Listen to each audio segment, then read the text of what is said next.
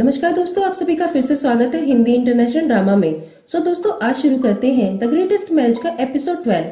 Fashion show खत्म होने पर जो डैन को लेकर फिर से कंधे पर बिठाकर रिपोर्टर्स को अपनी अच्छाइयां बताने लगता है। चा डैन को लेकर वहां से चली जाती है। जो भी चा के पीछे जाकर उसे रुकने के लिए कहता है।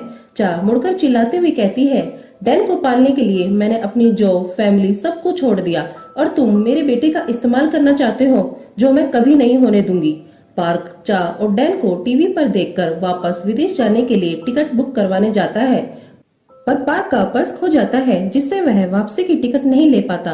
पार्क की माँ घर आते ही डैन की फोटो को पार्क की फोटो से मिलाती है और पार्क की माँ को यकीन हो जाता है कि डैन ही पार्क का बेटा है, जो चांगी यंग की बिल्डिंग में घर किराए पर लेने जाता है। ब्रोकर म्योंगी को फोन करके कहता है कि उसके घर के लिए एक किराएदार मिल गया है। फिर म्योंगी जो से मिलने जाती है और जो को पता चलता है कि वह घर म्योंगी और पार्क का है। जो म्योंगी से पार्क के बारे में पूछता है। म्योंगी बताती है कि पार्क जापान में अपनी प्रैक्टिस करके अमेरिका में मास्टर की डिग्री लेने के लिए गया है। जो म्योंगी से घर किराए पर ले लेता है। दूसरी ओर चा की तबीयत खराब थी। डैन चा के लिए दवाइयां निकालने के लिए किचन की स्लिप पर चढ़ रहा था और अचानक ऊपर से गिर जाता है। चा जल्दी से खड़ी होकर डैन को हॉस्पिटल लेकर भागती है। बाहर जो युनचो चा और डैन से मिलने आया था, वह देखता है कि चा घबराई हुई डैन को अपने हाथों में पकड़कर भाग रही है। वह चा से पूछता है कि डैन को क्या हुआ है। चा कहती है, मैं तुम्हें हमारा और फायदा उठाने नहीं दूंगी, तुम यहाँ से चले जाओ। जो चा से डैन को छीनकर हॉस्पिटल के लिए भागता है। हॉस्पिटल में चा और डैन दोनों का डॉक्टर इलाज करती हैं। जो चा से माफी मांगता है कि उसे डैन को स्टेज पर नहीं लेकर आना चाहिए था। चा कहती है, मैं नहीं चाहती कि कोई भी मेरे बच्चे को मुझसे अलग करने की कोशिश भी करे। पार्क भिखारियों की तरह सड़कों पर घूम रहा था और चा के साथ बिताए हुए अपने दिनों को याद कर रहा था। तभी कुछ लड़कियां पार्क को पैसे देकर गाना गाने के लिए कहती हैं। पार्क को भी खाने के लिए पैसे चाहिए थे, इसलिए वह उनसे पैसे लेकर गाने के लिए तैयार हो जाता है। तभी वहाँ जो युनचो चा और डैन के साथ उसी सड़क पर आ जाता है। डैन जो की गोद से उतरकर पार्क के पास भाग जाता है। पार्क जो को उनके साथ देखकर डैन को धक्का मारता है, जिससे डैन जोरों से रोने लगता है और पार्क वहाँ से चले जाता है। जो पार्क पर चिल्लाता है और कहता है, पार्क तुम ये क्या कर रहे हो, और डैन को भागकर फिर से गोद में उठा लेता है। पार्क जाते हुए एक आदमी से टकरा जाता है और उसके साथ गुस्से में मारपीट शुरू कर देता है। चा दूर खड़ी पार्क को देख रही थी। तभी पुलिस आकर पार्क को अपनी गाड़ी में बिठा लेती है। पार्क चा और डैन को जो के साथ जाता हुआ देखकर गाड़ी में ही जोर जोर से रोने लगता है।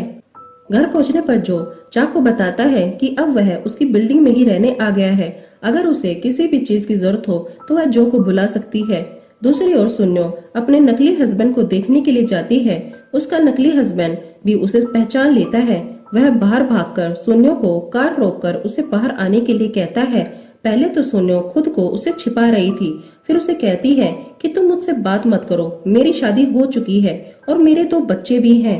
ये सब सुन्यो झूठ बोल रही थी। घर पहुंचने पर पार्क की माँ सुन्यो को डैन की फोटो दिखाकर कहती है कि मुझे यकीन है कि चा का बेटा ही हमारे पार्क का बच्चा है। सुन्यो कहती है कि ऐसा नहीं हो सकता, क्योंकि चा ने सबके सामने कहा था कि स्पर्म डोनेशन से वह बच्चा पैदा कर रही है। पुलिस स्टेशन पर पुलिसमैन बार बार पार्क से उसकी इंफॉर्मेशन मांग रहे थे, लेकिन पार्क हर सवाल पर यही कह रहा था कि मेरे पास कुछ भी नहीं है।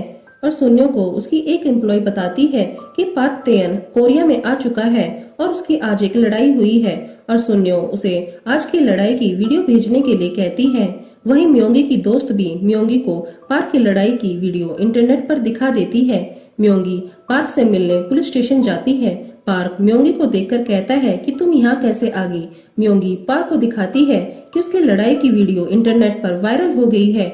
म्योंगी पार्क को पुलिस स्टेशन से लेकर जा रही थी, तभी सुन्यो भी वहाँ पर आ जाती है और पार्क को देखकर मारने लगती है।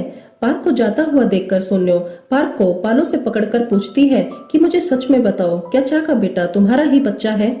पार्क कहता है, मेरा कोई बच्चा नहीं है और जो मेरा बच्चा होने भी वाला था वह मर चुका है। म्योंगी पार्क को कहती है कि तुम अभी घर पर मत जाओ, नहीं तो तुम्हारे पिता बहुत गुस्सा हो जाएंगे। सुन्यो म्योंगी को कहती है, तुम सच में बड़ी अजीब औरत हो। डैन चा के लिए लंच की दवाइयाँ लेकर आता है। चा डैन को कहती है कि मैंने सुबह से तुम्हारे खाने के लिए कुछ भी नहीं बनाया है, तुम्हें जरूर भूख लगी होगी। तभी जो युन चो चा के घर आता है और डैन और चा को उसके नए घर की पार्टी के लिए अभी उसके साथ खाना खाने के लिए चलने को कहता है।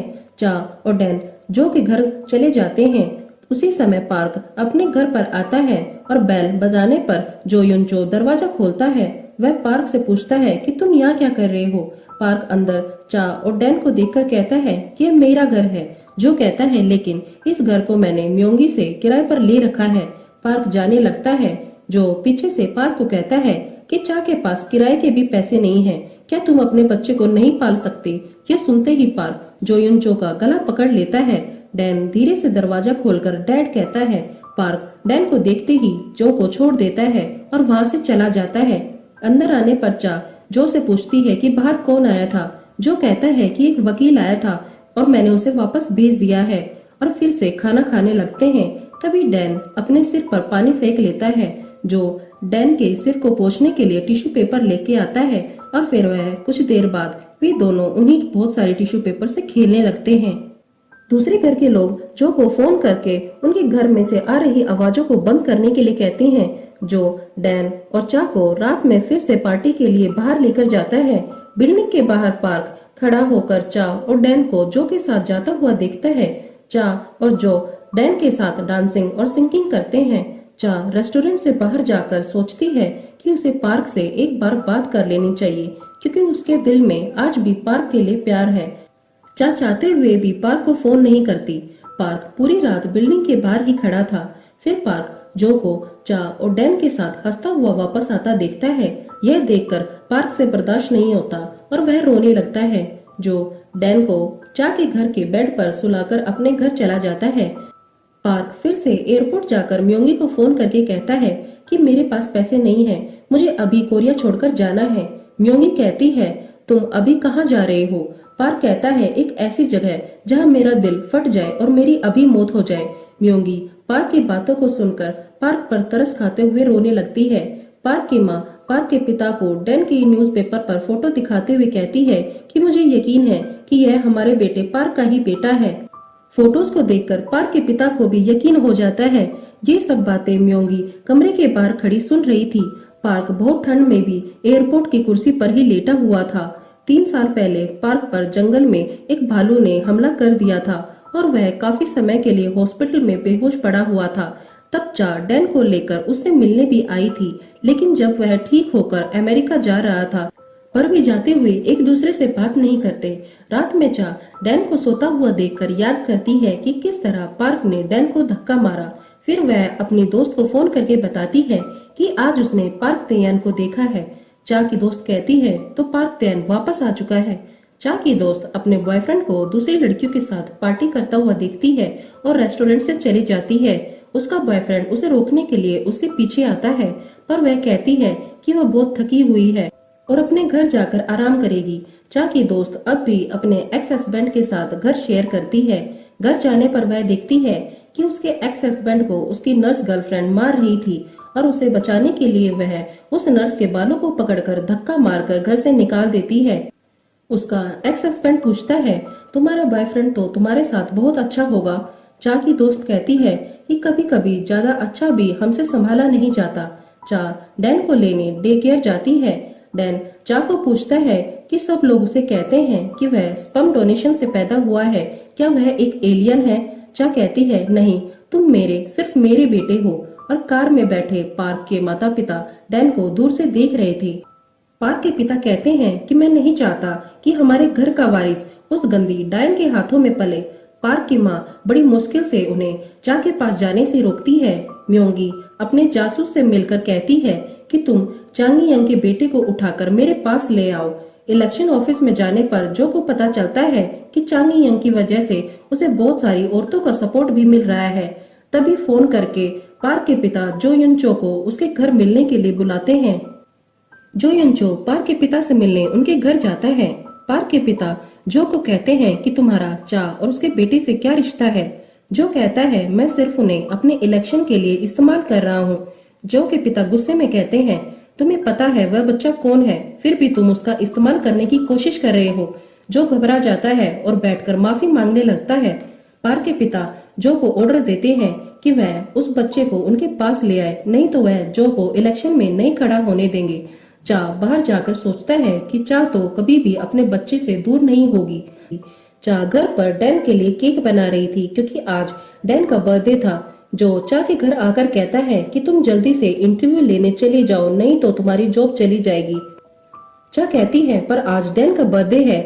जो कहता है वह हम रात में देख लेंगे और मैं डैन को संभाल लूंगा और तुम इंटरव्यू के लिए जल्दी से निकल जाओ। जो डैन को डे केयर लेने जाता है और उसे गिफ्ट दिलाने के लिए मॉल में लेकर जाता है।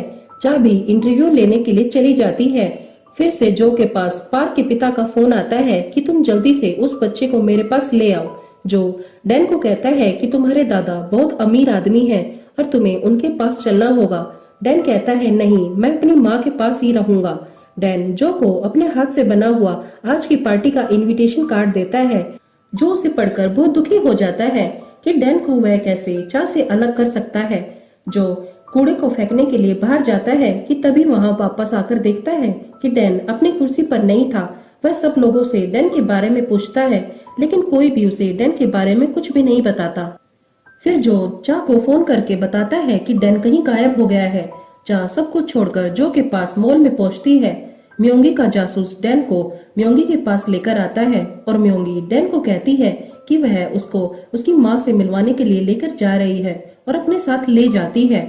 जो फोन करके पार्क के पिता को कहता है कि आज वह डैन को उनके पास नहीं ला सकता। चा पूरी तरह से टूट चुकी थी। जो युनचो उसे कहता है कि तुम अपने आप को संभालो, तुम हिम्मत रखो।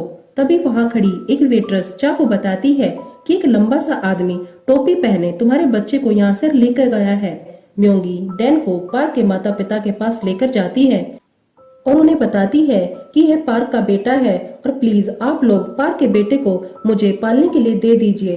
पार्क के माता पिता डैन को देखकर रोने लगते हैं। डैन भी घबराकर जोरों से रोने लगता है। दूसरी ओर पार्क अमेरिका जाने के लिए पासपोर्ट की लाइन में खड़ा हुआ था। उसके पास चा का फोन आता है। पार्क फोन उठाते ही कहता है कि अगर उस बच्चे के बारे में तुम्हें बात करनी है तो हमारा इस जिंदगी में एक दूसरे से रिश्ता टूट जाएगा। चा रोते हुए कहती है कि मेरे बेटे को वापस कर दो, नहीं तो मैं सबकी जान ले लूंगी। तो दोस्तों आज के लिए सिर्फ इतना ही। आगे मिलते हैं एपिसोड 13 में। अगर आपको आज की वीडियो पसंद आई है तो लाइक और सब्सक्राइब जरूर कीजिए।